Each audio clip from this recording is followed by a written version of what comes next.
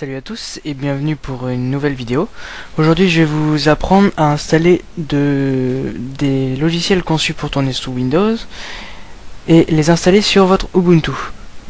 Donc ça marche aussi sur d'autres distributions non Linux comme Linux Mint, les dérivés d'Ubuntu et aussi d'autres distributions, mais aujourd'hui on parle d'Ubuntu.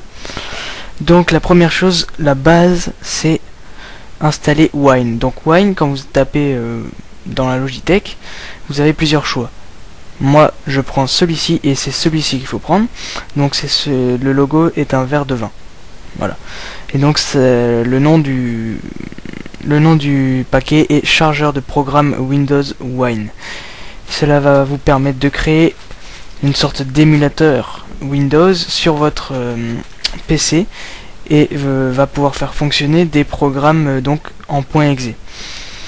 Vous l'installez, ça installera automatiquement Winetricks. Winetricks, vous n'y touchez pas, hein. Enfin, c'est nécessaire à l'utilisation de Wine, mais ce n'est pas forcément ce qui va nous intéresser aujourd'hui. Ensuite, un deuxième truc que vous allez devoir installer, c'est Play on Linux.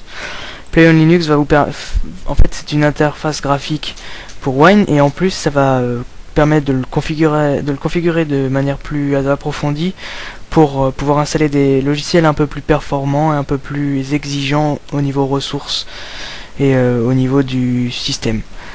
Donc vous installez ces deux logiciels et ensuite ça vous donnera, donc vous allez taper dans le dash configurer Wine, cliquez sur configurer Wine, ça vous donnera cette fenêtre.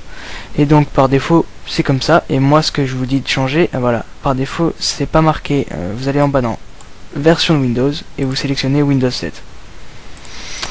Donc là vous faites appliquer OK. Donc une fois que vous avez installé Wine et Play on Linux, vous pouvez ensuite ouvrir les .exe et je vais vous montrer. Par exemple, vous connaissez peut-être le logiciel WinRAR. J'ai installé WinRAR et on peut d'ailleurs le trouver. Ça c'est une amélioration qui a été faite il n'y a pas très longtemps, parce qu'avant les applications installées avec Wine n'étaient pas disponibles dans le dash, et maintenant c'est le cas. Vous pouvez les trouver. Par exemple, je peux également League of Legends, non, ça ne marche pas. Si. LOL Desktop. Donc c'est un raccourci, mais il est sur parce que il faut le lancer à la base par Play on Linux. Vous avez également la possibilité de trouver de faire un raccourci sur votre bureau. Donc moi c'est mon cas, j'ai un raccourci LOL. Donc vous faites ce que vous voulez, hein, et je vous montre juste que WinRAR marche très bien. Évidemment j'ai mal cliqué, fermé, voilà. Donc une fois que WinRAR est installé, vous le cherchez dans le dash, vous l'exécutez comme un programme normal et vous avez les fonctionnalités de WinRAR. Bon, bien sûr vous le voyez, l'interface est un peu comme celle d'un vieux Windows, mais ça ne change pas grand chose du niveau utilisation. C'est très pratique, vous avez comme ça des programmes simples qui peuvent fonctionner sur Ubuntu. Seule chose, ne soyez pas choqués, c'est vous allez voir que le programme exécuté dans le launcher c'est Wine, ce n'est pas WinRAR. C'est pour ça que vous ne pouvez pas l'avoir, le raccourci WinRAR dans votre launcher, même si les fonctionnalités sont, je le répète, les mêmes que sur WinRAR pour Windows.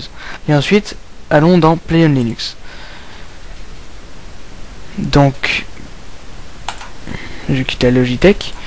Play on Linux va vous permettre d'installer plusieurs logiciels, programmes, jeux qui sont présents donc dans des bibliothèques, et ce sont des jeux qui sont censés tourner sous Windows, et vous allez pouvoir les installer sur Ubuntu. Par exemple, si je vais dans le jeu, là vous voyez Age of Empires, Alien, Assassin's Creed, des choses comme ça.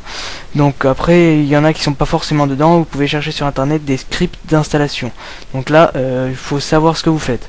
Moi je vous conseille d'installer ceux qui sont dans Play on Linux, comme ça c'est un assistant d'installation relativement simple. Vous faites suivant, accepter, ça peut prendre un peu de temps, le temps de télécharger le jeu, l'installateur, s'il y a des mises à jour, des choses comme ça. Et au final ça marche très bien. Je vous montrerai d'ailleurs dans une autre vidéo comment installer League of Legends. Donc j'espère que cette petite vidéo vous aura plu, et on se retrouve pour une prochaine vidéo.